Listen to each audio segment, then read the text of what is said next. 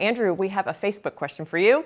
A question. Does HP want to compete with Apple in the laptop field? This is a good question. Yeah, I think so. I mean, you wouldn't release an upscale laptop like the Spectre if you didn't want to compete at the high end. So for sure. That's what it looked like as he was unveiling those kind of box within a box things. They did. That ran through my mind too.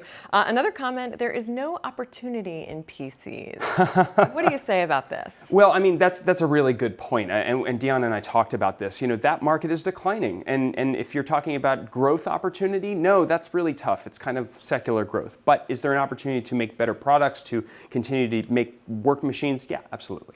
You talked later with him about the printer business, which is what many of us think of when we think of HP. What's happening there?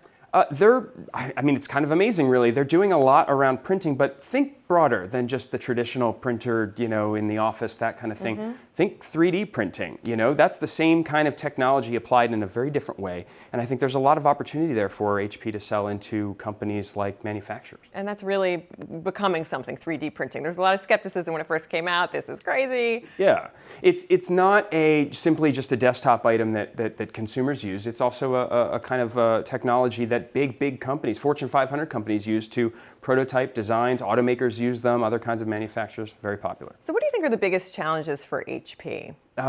Well, this growth story. I mean, so HP, like every company that's split, they're feeling strong. They have a clear sense of mission, all that kind of stuff. But they're saddled with businesses that are declining. And while they can definitely keep moving forward and find new revenue streams, it's going to be a long slog. And so I think that's the hardest thing, is to maintain that narrative through that dip. Do you think the split was a good idea?